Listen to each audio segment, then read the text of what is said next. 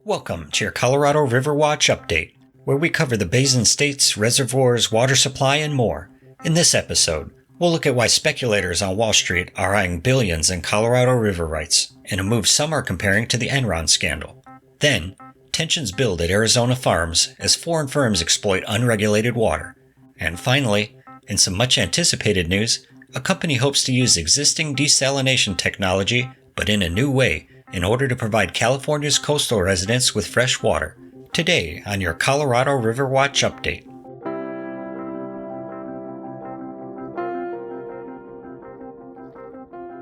Alright, welcome back River Watchers. Happy 2024 and a cheers in hopes of a great water year for everyone out there.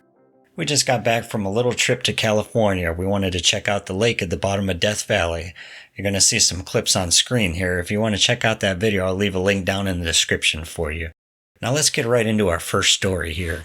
And it seems wherever there is a problem, there is a profit. As Wall Street has been watching our water rights battles and federal payoffs unfolding downstream, speculators are now eyeing billions in the Colorado's water. There is a myth about water in the western United States, which is that there is not enough of it. But those who deal closely with water will tell you this is false. There is plenty. It is just in the wrong places. SeaWell, Arizona is one of the wrong places. Home to about 300 people, depending on what time of year you're counting, the town sits on the California border in a stretch of the Sonoran Desert. Thanks to the Colorado River, which meanders through town, SeaWell is a verdant oasis. Along both banks, a few hundred acres produce lush alfalfa and cotton, amid one of the more arid and menacing environments in North America. This scene is unlikely to last, though. A few years ago, a firm called Greenstone, a subsidiary of the financial services conglomerate MassMutual, quietly bought the rights to most of SeaWell's water. Greenstone then moved to sell the water to one of the right places, Queen Creek, a fast-growing suburb of Phoenix 175 miles away, full of tract houses and backyard pools. Transferring water from agricultural communities to cities, though often contentious, is not a new practice. Much of the West, including Los Angeles and Las Vegas, was made by moving water. What is new is for private investors, in this case an investment fund in Phoenix with owners on the East Coast, to exert that power. Holly Irwin, a county supervisor who lives in SeaWell, said they're going to make big bucks off the water, and who's going to suffer? It's the rural counties going up against big money. Grady Gamage Jr., a spokesperson for Greenstone, however, said, "In my view, there is enough water both to sustain a significant agricultural economy on the river and to support urban growth in central Arizona." To proponents of open markets, water is underpriced and consequently overused. In theory, a market-based approach discourages wasteful, low-value water usage, especially in agriculture, which consumes more than 70% of the water in the Southwest and creates incentives for private enterprise to become involved. Investors and the environment may benefit, but water will almost certainly be more expensive.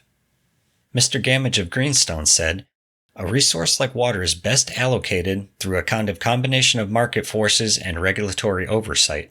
He added, "The market would say water is far more valuable serving urban populations." And this is something pretty key I want to point out here. It seems Wall Street and these big investment firms want the water to be used for urban or residential sprawl, like what we are seeing going around Phoenix or maybe Las Vegas, rather than to be used for agriculture.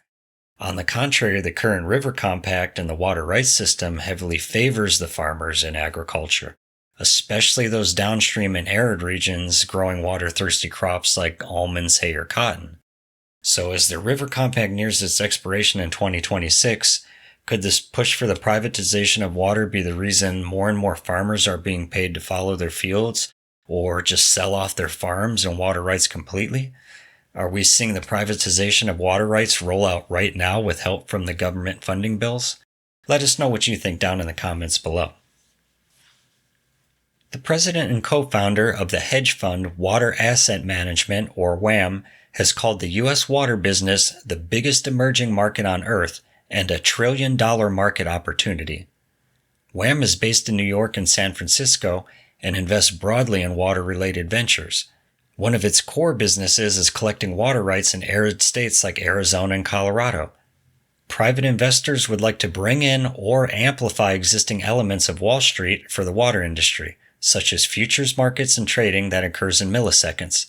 Most would like to see the price of water, long set and quiet by utilities and governments, rise precipitously. Traders could exploit volatility, whether due to drought, failing infrastructure, or government restrictions.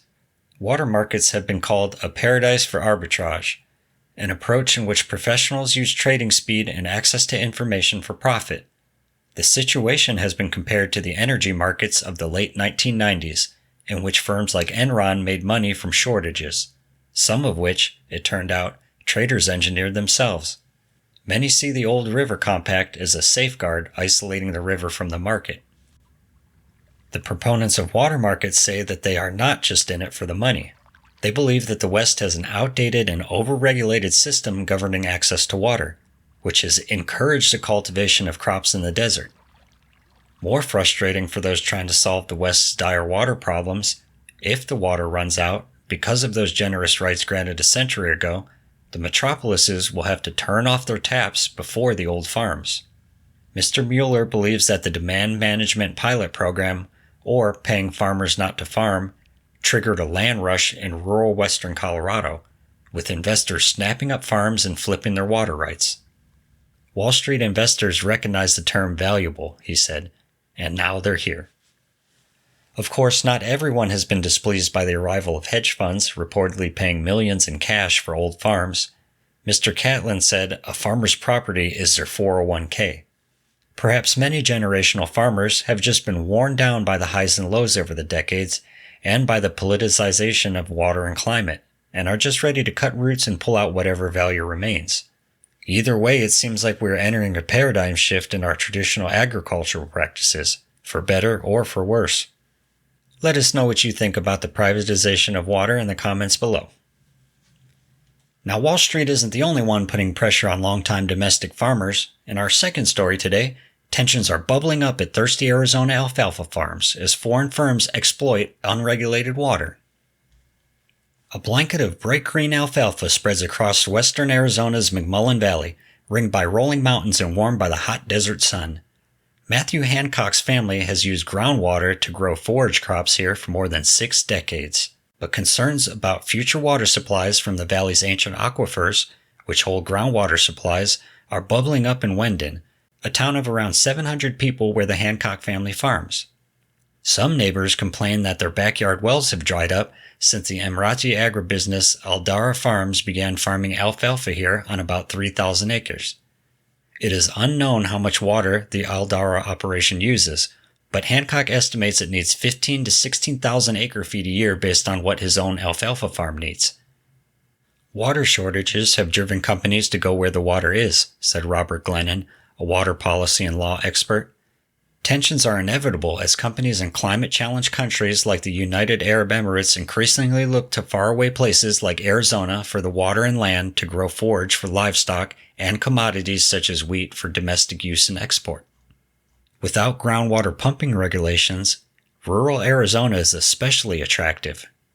La Paz County Supervisor Holly Irwin welcomes a recent crackdown by Arizona officials on unfettered groundwater pumping long allowed in rural areas, noting local concerns about dried up wells and subsidence that's created ground fissures and flooding during heavy rains.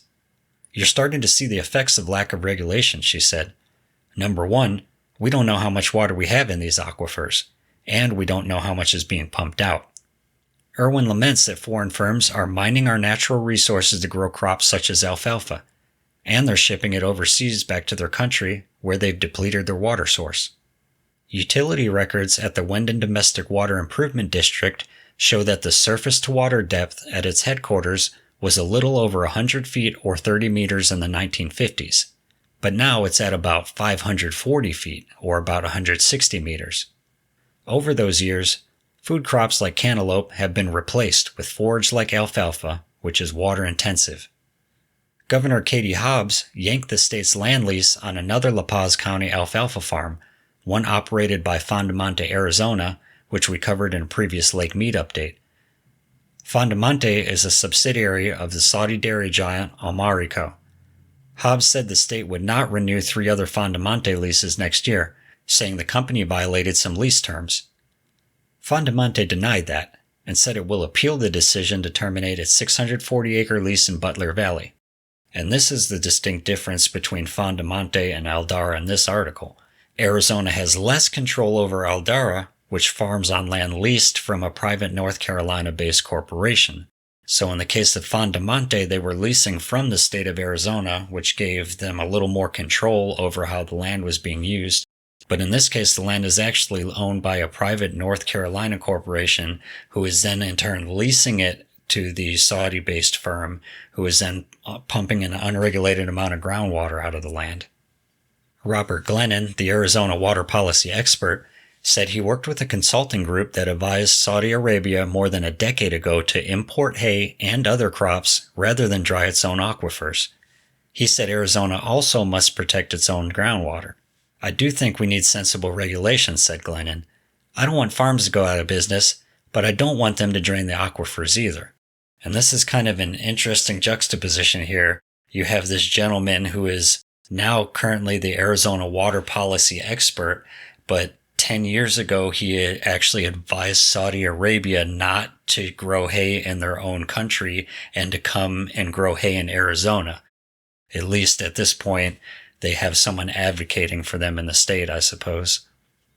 And of course, all of this is legal. It's done by the book. Foreign and out-of-state U.S. farms are not banned from farming in Arizona, nor from selling their goods worldwide. And it's not only foreign firms. Actually, U.S. farmers commonly export hay and other forage crops to countries including Saudi Arabia and China. The problem is not who is doing it, but it's that we're allowing it to be done, said Kathleen Ferris. Many people mistakenly believe groundwater is a personal property right. In Arizona, rural resistance to limits on pumping remains strong, and efforts to create rules have gone nowhere in the legislature.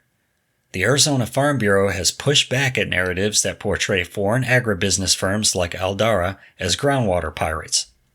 Rural Arizona is the Wild West when it comes to groundwater, said Catherine Sorensen, research director at the Kyle Center.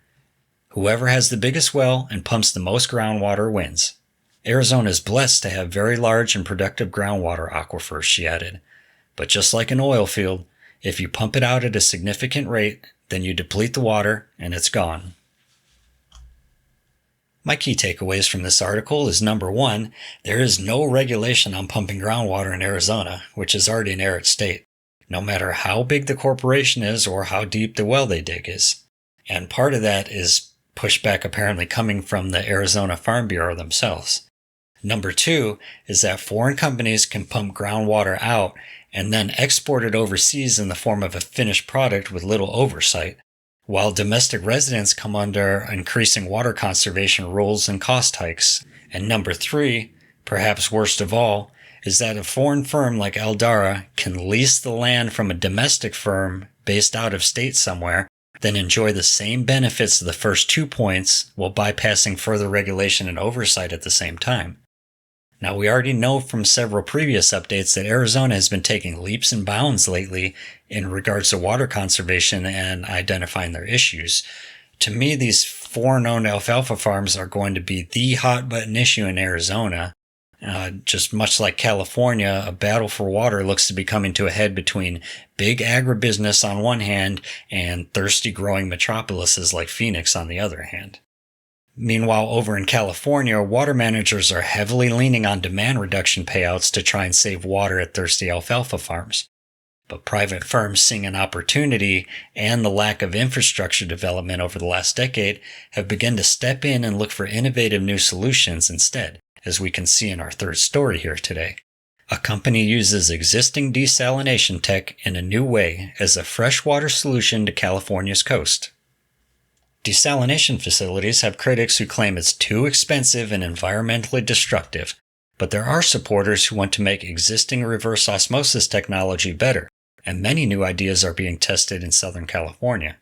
A water technology company named SeaWell believes desalination will work best offshore, so they are testing their equipment at the Navy's Seawater Desalination Test Facility at Port Hueneme. The fact that this is here and it's just a space for innovation that's right on the coast, you have access to water that is completely different than if you try to make it in a lab. It's a great place for validation and innovation. A test skid at the facility uses the same chemical-free desalination process that will eventually be placed on a buoy near the shoreline of Vandenberg Space Force Base in 2024. The SeaWell buoys are designed to be more energy efficient than conventional desal plants, in part because they only transfer fresh water to shore, but also because energy recovery devices use the brine stream to help pressurize the intake water. We're in the water surrounded by water, and we just bring that element that we treated to shore. The interesting thing, though, is that we don't have a breakthrough technology that we're relying on to do this, Stricker said. The big picture is that we don't have to have one big plant to serve a large region. We can put them down the shore where the water is needed and not have a lot of delivery pipelines to get it to the customers. SeaWell is deploying this old technology in a new way, hoping to provide up to 15% of household water needs for coastal California. And while that figure might not seem too substantial, to me, 15% would be a huge advancement, considering the amount of water that California uses in comparison to the rest of the lower basin, especially in southern cities like LA or San Diego, where up to 50% of their water is taken from the Colorado River. Any offset to this amount would be a great advancement to the long-term health of the Colorado, especially after seeing the water stalemate taking place between the farmers, cities, and government there. So what do you think about desalination? Do you think it could help solve the water problems in the West? Or do you think it will just cover up and create new problems? Perhaps you think California would be better served by building more containment, like the long-planned Sites Reservoir, to hold water for the dry years instead. As always, let us know your thoughts about this and the other articles in the comments below so we can figure out these problems together. And before we close out today, we want to give special recognition to our super thanks viewer from last report, Peter Schmidt. He's going to be the motivation for this new viewer question and answer section here. So we're going to go through Peter's comment here. New York Times this week had an article on the lack of snow in Montana and impact on skiing. Conclusion: lack of snow would impact agriculture. Please provide stories regarding the low levels of snow this season in the Sierras and what the impacts could be on 2024 water supply in Lake Mead. Keep up the good work. Thank you, Peter. I just finished a Lake Mead update last week that's going to address this first part of the question regarding the low levels of snow this season in the Sierra and what the impacts could be on the 2024 water supply.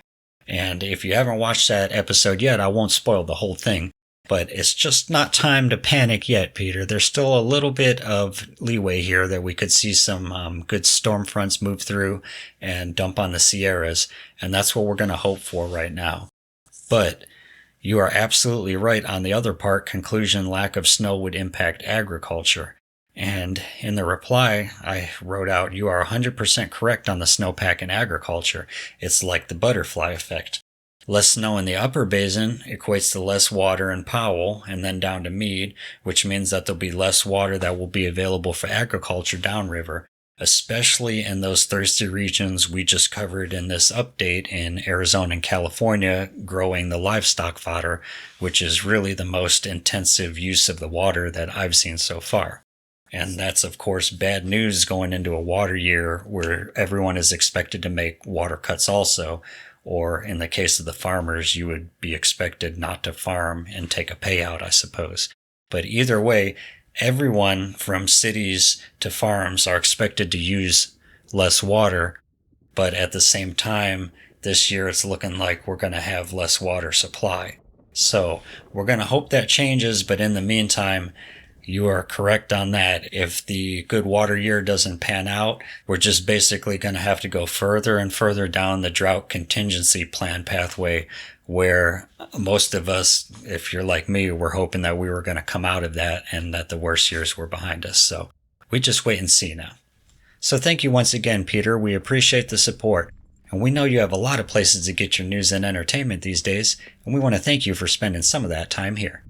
If you find this content interesting or learned something of value here today, please give us a like and consider subscribing to the channel if you want to see more. And don't forget to head over to the Mojo Earthworks shop and grab a basic adventure tee or some cool merch if you want to support our work directly. I have about 20 different colors up on the t-shirt now. I'm sure you can find some you like, and it really helps us. As always, stay hydrated, stay happy out there, and we'll see you next episode.